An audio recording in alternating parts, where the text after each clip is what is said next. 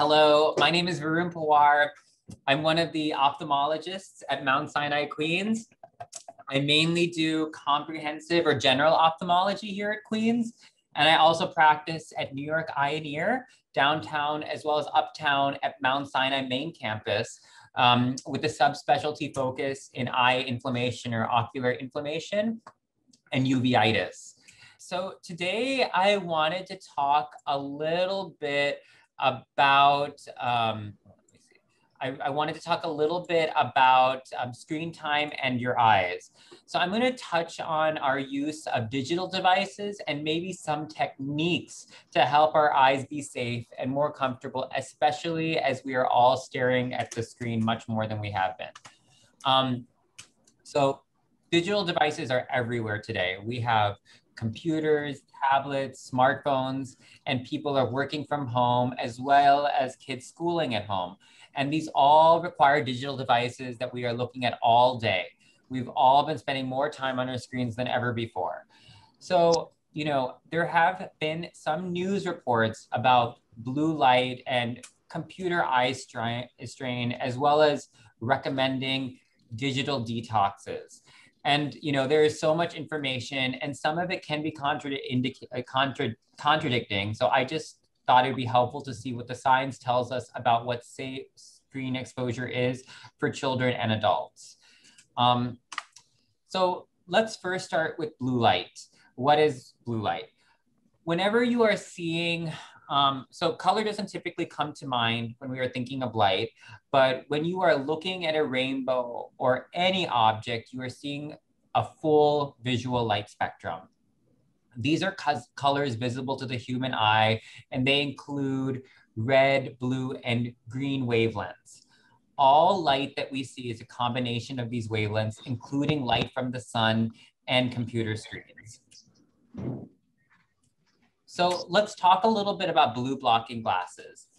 These are glasses that claim to filter out blue light from computers, smartphones, and tablets, and they are becoming increasingly popular.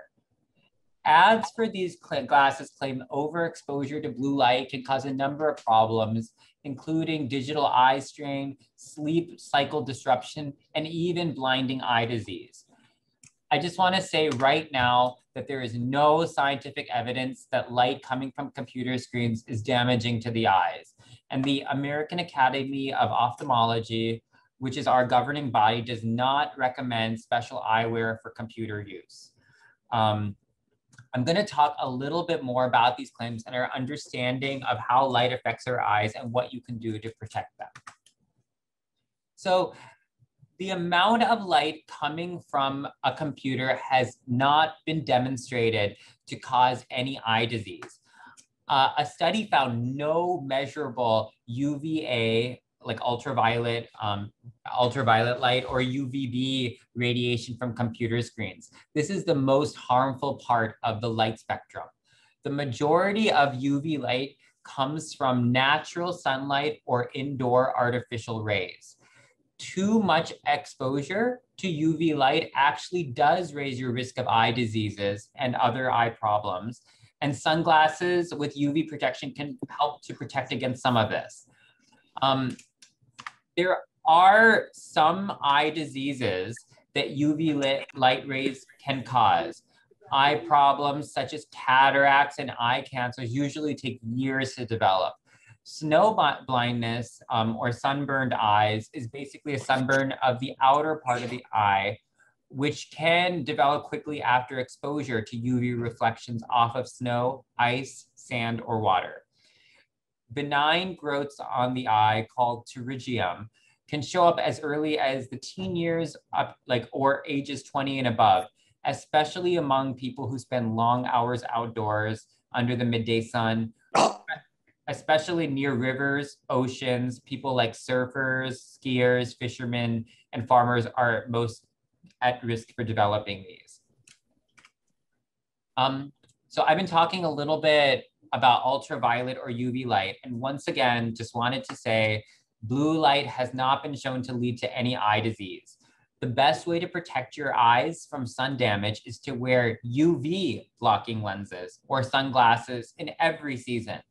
You know, many shoppers forget to check the UV rating before purchasing a pair.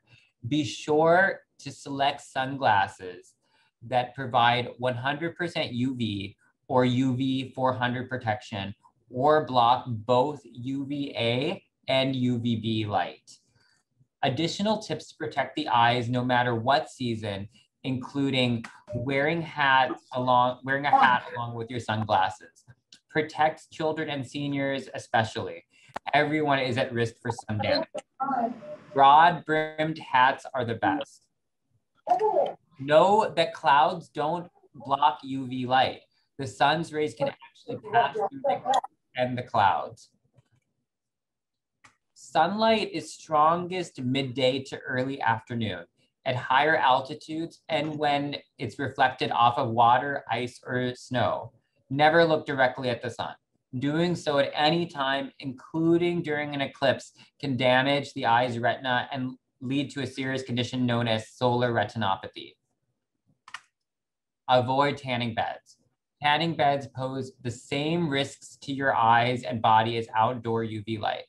You know, by embracing these simple guidelines, you and your family can enjoy the sun safely all year long. So going back to some of the claims for blue light glasses, one of the claims for blue light filtering is that it may help people sleep better. Although blue light does not cause any damage to the eyes, it has been shown to affect our natural sleep cycle. Exposure to blue light from the sun, as well as our screens, boosts mood and alertness, just like sunrise signals to our brain that it's time to wake up. But too much exposure to blue light from screens in the evening can disrupt our body's natural sleep cycle, known as our circadian rhythm. Light slows the production of melatonin, which is the sleep hormone in our body. So generally, sleep can be improved without special eyeglasses. For more restful sleep, be sure to set devices to night or dark mode in the evening. This setting lowers screen brightness and its warm colors are less likely to confuse your body into thinking it's daytime. And avoid using screens 1 to 2 hours before going to sleep. I just wanted to talk a little bit more about night mode. Night mode or dark mode is a setting offered on many digital devices to decrease screen brightness and reduce eye strain in the process. Instead of having a predominantly white background with black text, the typical dark mode displays a black background with a white or colored text, or shifts the colors towards a more pinkish or reddish hue instead of blue. The contrast in colors used in night mode reduce glare and help our eyes adjust more easily to surrounding light, leading to less eye strain and easier, comfortable reading. And I just wanted to reiterate, when a person is exposed to bright lights at night, their body can react as if it was exposed to sunlight. The brain stops producing melatonin, the sleep hormone, and we feel more awake. The warm colors of night mode don't confuse the body about what time it is and make it easier to fall asleep than it would be if looking at a device using a regular display mode. Although blue light does not cause any damage to the eye, decreasing blue light exposure and limiting screen time and brightness can help people sleep better and feel more comfortable. So, going back to the claims for blue light glasses, one of the claims is that blue light blocking glasses reduces digital eye strain. However, the symptoms of digital eye strain are linked to how we are using our digital devices, not the blue light coming from them. So, just to clarify, what is eye strain? While using devices will not damage your eyes permanently, staring at them for a long time can cause temporary discomfort. People experience eye strain in different ways, but symptoms can include dry eye symptoms, blurry vision, tearing or watery eyes, or headaches. The reason we get digital eye strain is that we blink less when we stare at our devices.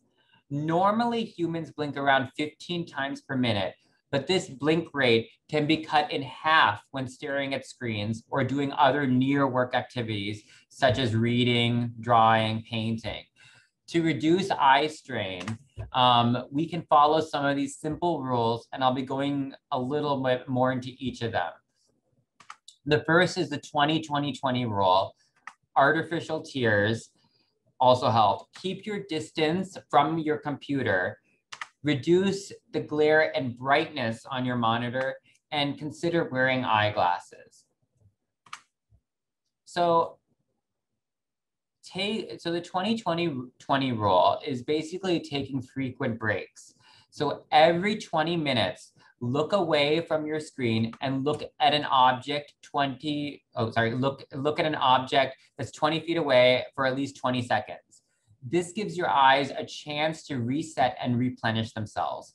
You can set an alarm for every 20 minutes while working as a reminder to take a break.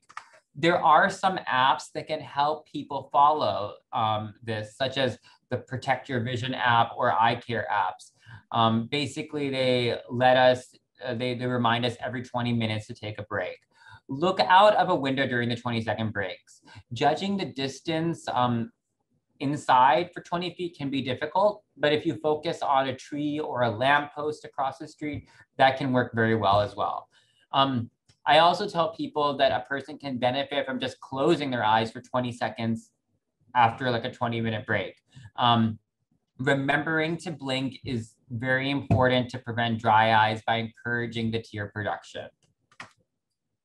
So as I mentioned, a person blinks less often when using digital screens, and this can dry the eye out. Artificial tears can be used to lubricate the eyes in this setting. There are many different types of artificial tears, and they can be used for a variety of ocular conditions. So how do lubricating eye drops work? So how do they work? How do artificial tears relieve eye dryness? Lubricating eye drops work by adding some of the same elements that your tears naturally have. This helps your tear film work more effectively to protect the surface of the eyes. You can get lubricating eye drops without a prescription. There are many brands to choose from, but keep in mind that no single brand works well for all types of dry eyes. You may need to try a few different brands to find the one that works best for your eyes. For more severe dry eyes, you may need to use a lubricating ointment or gel. These are thicker than regular eye drops and stay in your eyes longer. Sometimes people do report some blurry vision from it, so most people prefer to use these thicker eye drops just before bedtime. I just wanted to clarify that artificial tears and lubricating eye drops are generally safe to use as often as you need to use them, especially if they do not have preservatives. Eye drops with preservatives have chemicals that are designed to keep the bacteria from growing in the bottles once they are open. Many people find that the preservatives irritate their eyes, particularly if they have a more severe dry eye. Many eye doctors recommend not using eye drops with preservatives more than 4 times a day.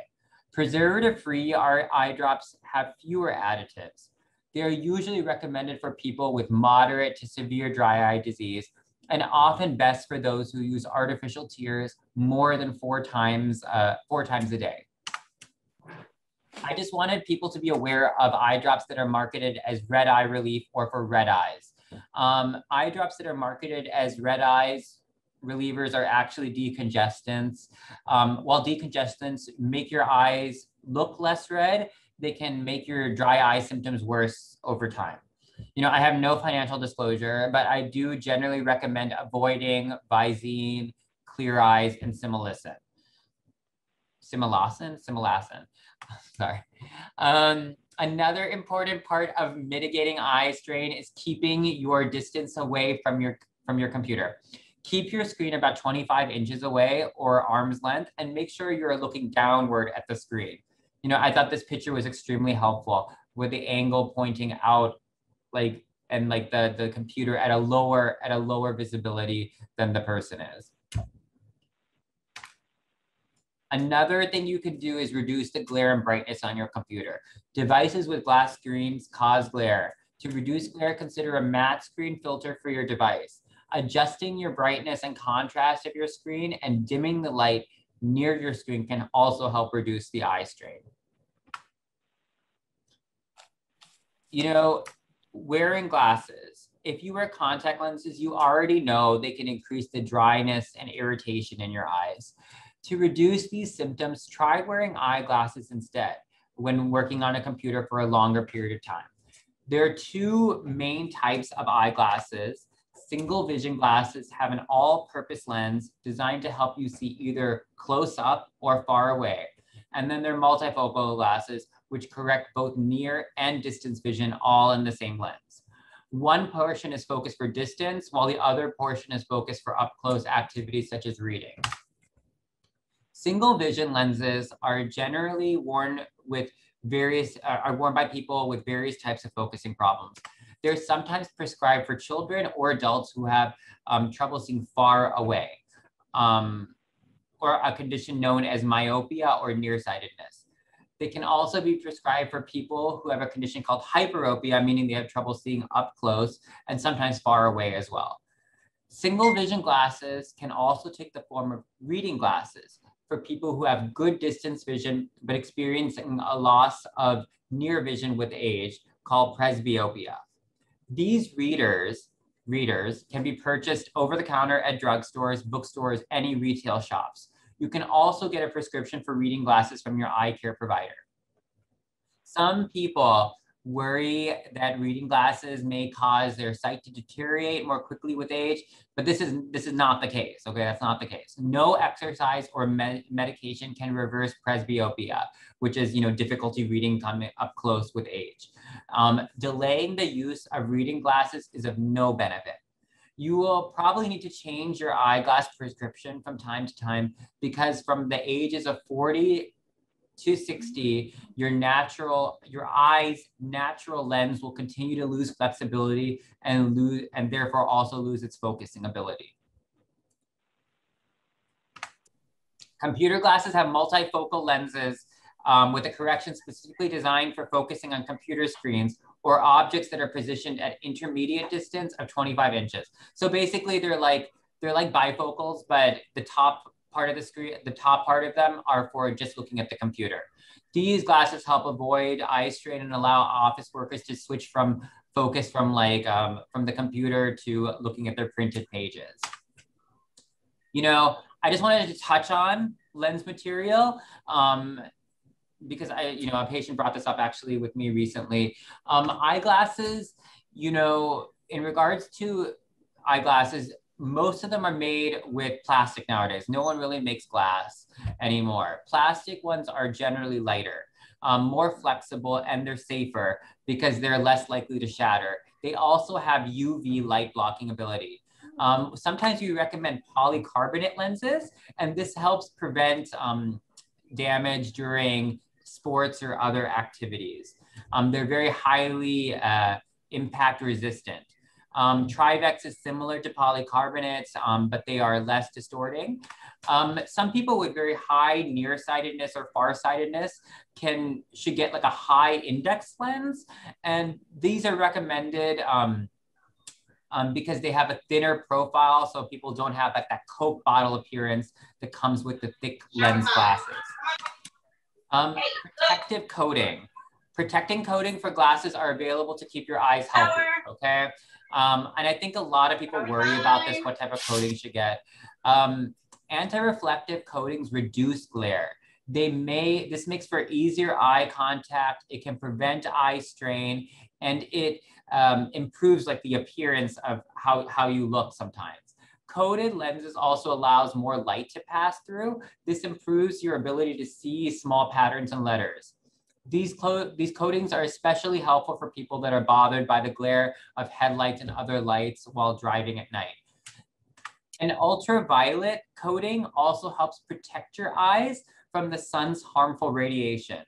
This type of coating may not be needed in some types of plastic lenses because they inherently block UV light. In regards to price, more isn't necessarily better, okay? A lot of people want expensive designer frames, and that's usually the expensive part. Spending more on frames doesn't mean you'll end up necessarily getting a better quality of glasses. You don't need designer frames to have a good set of glasses. However, you shouldn't skimp on price when it comes to lenses, especially bifocal, trifocal, or progressive lenses. Your optician can help you select good lenses, with a wide reading area to minimize distortion effects. I just wanted to briefly mention that there's no evidence that screen use harms children's eyes or they're developing visual symptoms. However, screen time, looking at screens has been linked to ADHD, obesity, and nearsightedness in some people. The American Academy of Ophthalmology currently doesn't have screen time guidelines for children. The American Academy of Pediatrics, our other governing body for children, says there should be no screen time for less than 2 years of age unless they're video chatting with FaceTime or Skype. And then there should be no more than 1 hour a day for children ages 2 to 5. This allows for more time for other activities, emphasizing body movement and interactive play that are important for a child's physical and intellectual development. That was a lot of information, but do you guys have any questions at all? Hi, I have a question. Can you speak about, I don't know if you mentioned it, sorry, I joined in late, the blue light coatings on glasses and on the electronic devices? Oh, yeah. So, I talk a little bit about it. Blue light, we really don't feel like it's super, the American Academy of Ophthalmology doesn't think that it's really beneficial. You should decrease screen time in general and change your phone settings to have nighttime mode, but we don't think that you necessarily have to go out and buy blue light glasses. So basically, there's no evidence that light is damaging to your eye. It doesn't really reduce some of these stuff that I mentioned. Any other questions? Could you comment on monovision? Is that at all damaging to the brain? No. Some people have trouble adjusting to monovision. I think if you have natural monovision, you're very fortunate because then when you get a little older, you won't have to, a lot of people end up having to use readers to see up close. But if you have natural monovision and you have one eye for distance and one eye that helps you see up close, you should be fine. The one thing you should be aware about monovision is that you will have a little bit of trouble with depth perception. So make sure that, you're holding on to, make sure you're aware of where you're putting your feet, make sure you're grabbing onto things appropriately, so you don't fall and stuff like that. There's no long-term side effects of monovision. It should not cause any issues with your brain or anything. Thank you.